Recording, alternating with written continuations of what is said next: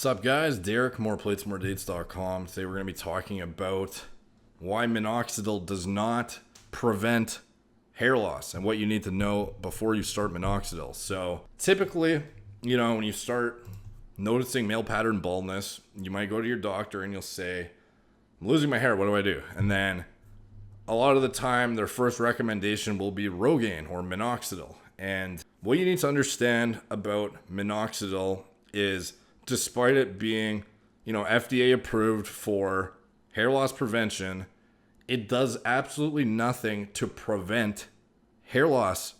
So basically, you need to understand the mechanism of how it works first. So first, minoxidil is a vasodilator. So what that is it basically increases the, oxygen blood flow to the scalp where you apply it. So why is that good? Well, when you start losing your hair, undergoes through miniaturization, it hits this point where it goes under, I believe it is fibrosis and calcification. And when that happens, the oxygen blood flow has been cut off to the follicle so severely that it basically dies. So minoxidil, what that does is it increases the amount of blood flow and oxygen to the, hair follicles, and it encourages better growth and new growth. That's why you would otherwise not be able to maintain minoxidil hairs grown by minoxidil, and they're like minoxidil dependent. So why does that not prevent hair loss? Well, you need to understand, if you've seen any of my other things, articles or videos on hair loss, you'll know what causes miniaturization in the first place before you get to the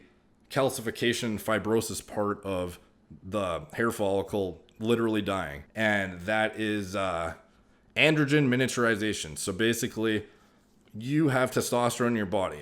Naturally, the male hormone, the male sex hormone, the main one is testosterone. This hormone converts via 5-alpha reductase into dihydrotestosterone, DHT, which is multiple-fold more androgenic than testosterone is. This testosterone not only can bind to hair follicles itself and miniaturize them, but DHT can as well. And DHT is way worse when it does it because it has a way higher affinity to bind to the hair follicles. So basically, if you use minoxidil, while you may be encouraging more growth and better growth on your head, you're still doing nothing to prevent the androgens in your system from miniaturizing the hair follicles. So you might be able to visually offset hair loss because you're growing at a faster and better rate and better looking, thicker, denser hair than you were prior,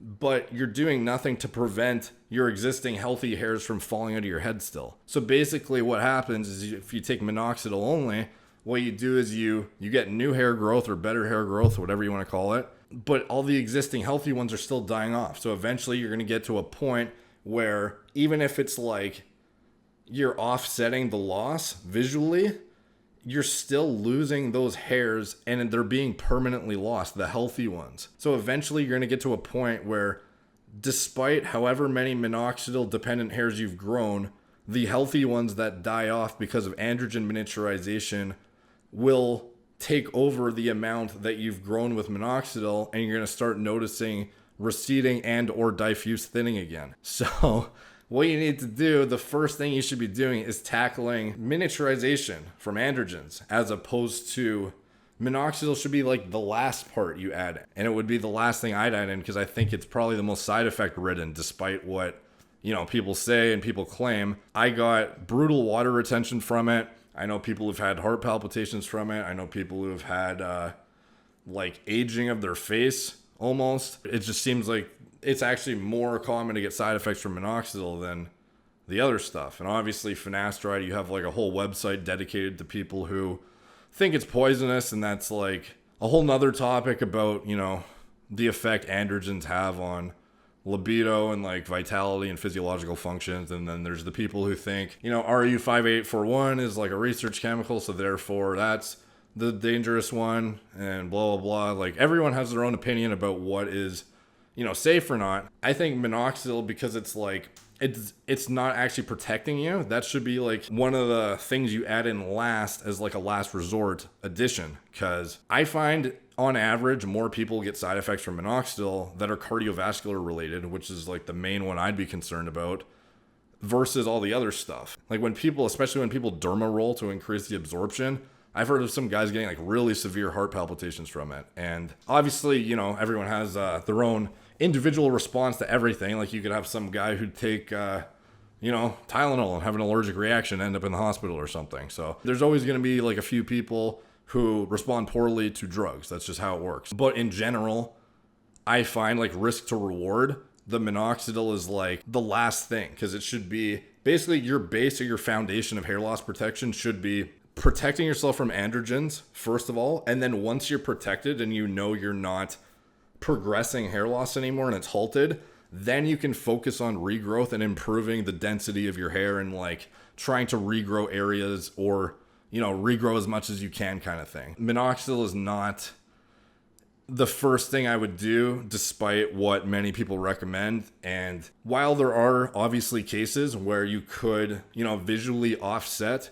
the hair loss to such an extent where it appears like you haven't lost it for, you know, maybe even decades after you start minoxidil treatment with nothing else, the fact remains that you have these androgens in your system that are at some rate killing off healthy hair follicles, and minoxidil can only, you know, grow so many to offset that loss. You know what I mean? Eventually the loss is going to outweigh the amount of new hair you've grown with minoxidil.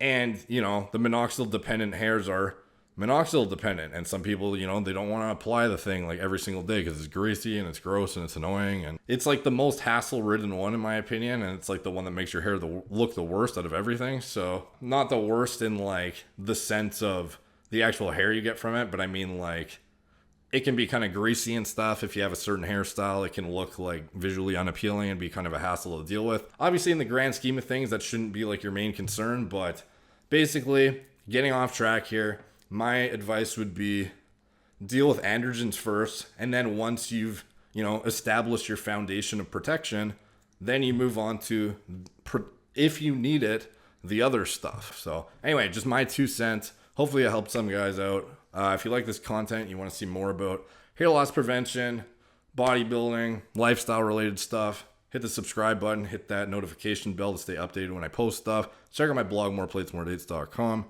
Talk to you guys soon.